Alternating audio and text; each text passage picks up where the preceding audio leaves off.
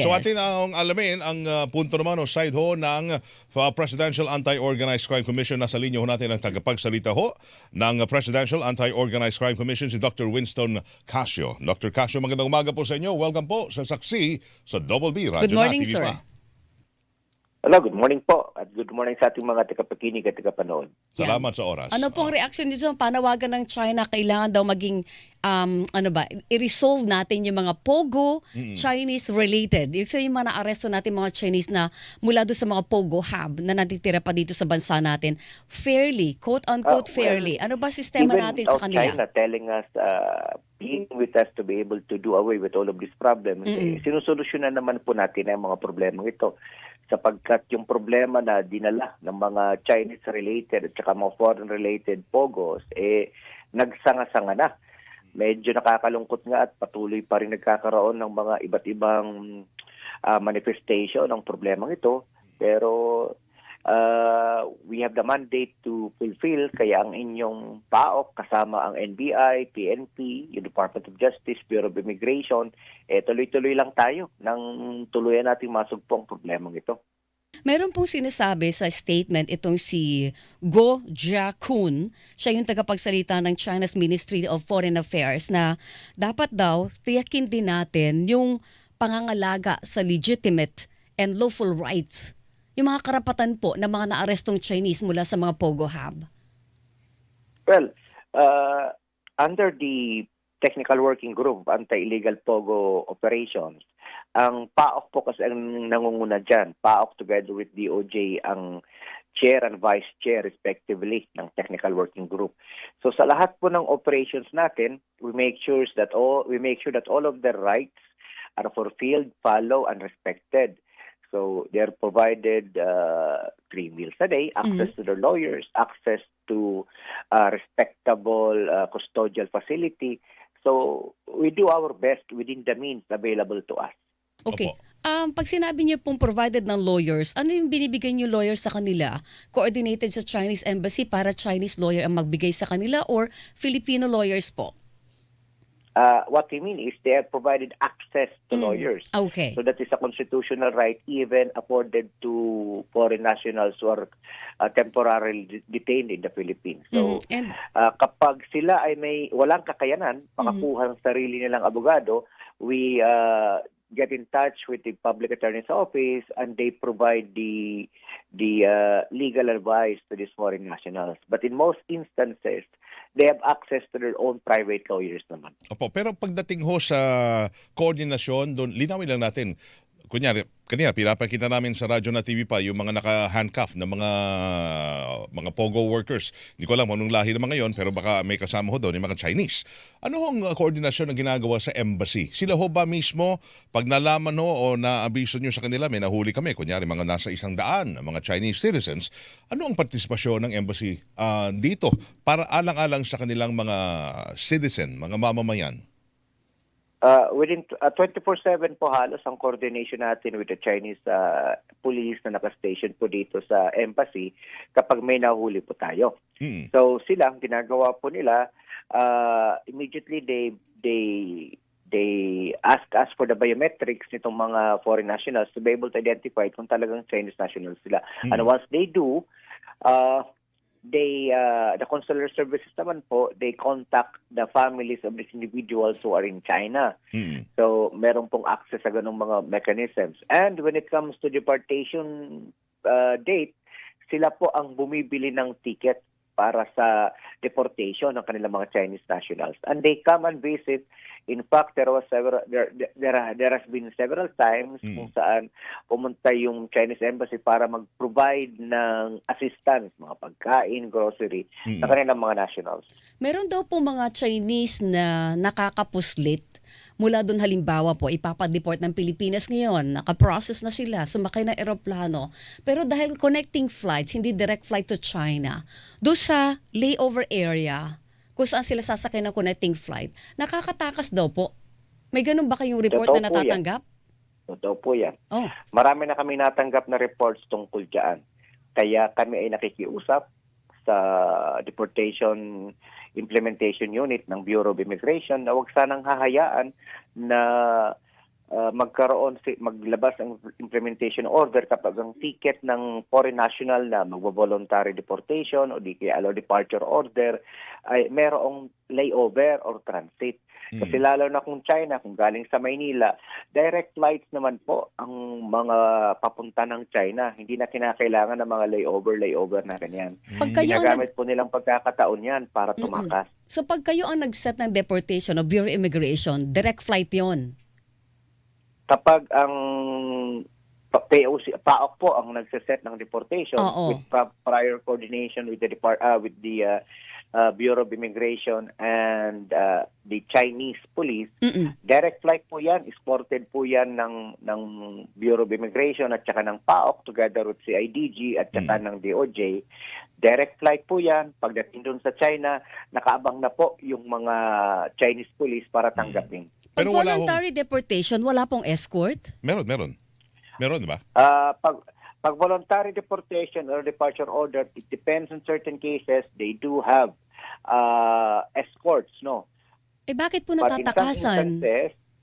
But in some instances, pag isa-isa, dalawa, tatlo, hindi ho, wala hong escort sa mga iyon. So, kaya nga po voluntary deportation, they board a flight in Manila, NAIA, then at the NAIA boarding gate, wala na hong kasamang Philippine escort. Kasi wala silang kaso pa. Or hindi sila Walang wanted kaso dito sa... sa Pilipinas in relation to criminal charges. Okay. Pero they're being imported for violation of immigration law. Sa mga escort na yun, wala hong kasamang Chinese escort para masiguro na talagang diretso sa kanilang bansa ang lapag o ang bagsak ho ng kanilang citizen mismo. Wala ho. Kaya nakipag-ugnayan ang Chinese Embassy po sa PAOK at nakiusap sa amin at sila din ay sumulat sa Bureau of Immigration na huwag nang hayaan ang ganitong mga mekanismo kasi nakakatakas nga po yung kanilang mga foreign nationals. Ilan na pong Chinese ang nakatakas sa ganung sistema, Dr. Casio? Hindi ko ho masasagot yan definitely kung ilan na lahat, pero the reports are solid, the reports are verified. Okay, kanina nabanggit nyo, after partner, nabanggit nyo, sir, na merong biometrics. Pag nalaman na sila ho ay citizen ng China, ano na ang aksyon ng ginagawa ng Chinese Embassy?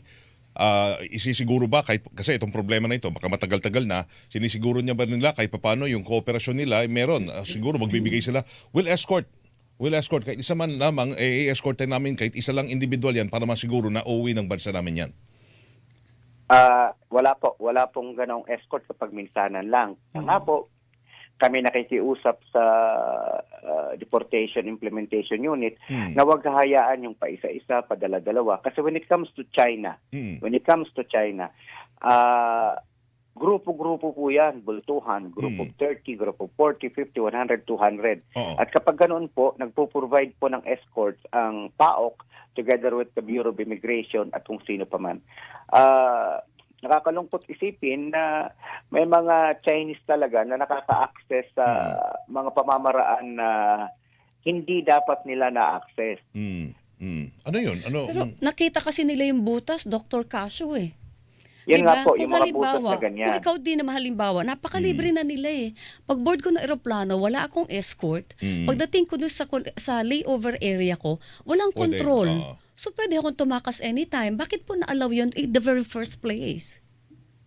Kaya nga po, ay nakakalungkot nga po yan. Kaya technically hindi ho dapat talaga yan.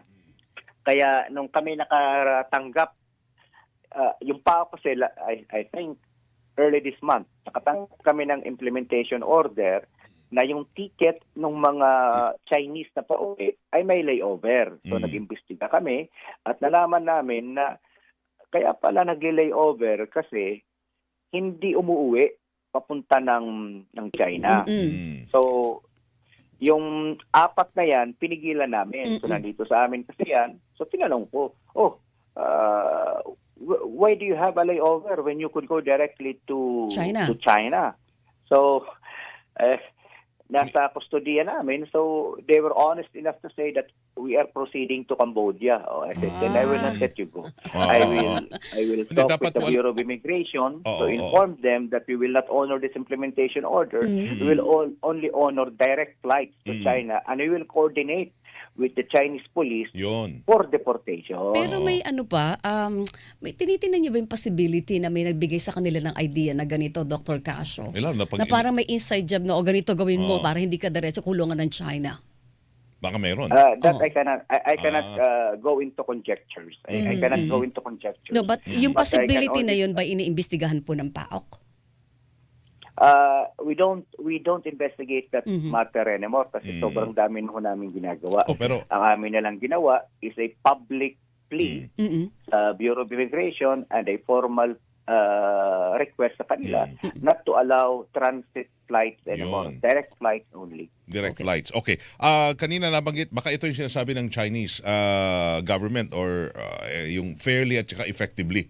Kung hindi deport, talagang effectively makarating sa kanilang lugar. Di ba? Gusto ko rin malaman, Dr. Casio, sa kabuuan po ba ng programa ninyo laban sa POGO, ano talaga yung standing cooperation, coordination ninyo with China o Chinese Embassy na halimbawa mag-ooperate kayo? From the very moment mag-ooperate pa lang kayo, may linya na ng komunikasyon ba sa Chinese Embassy? Ano yung standing protocol pag ganun? We are not duty-bound to inform them kasi Okay. we are a sovereign territorial Yes. power. So we have our sovereign law enforcement power. So what we inform them after After the the fact, fact, okay. if we're able to find Chinese nationals in our operation.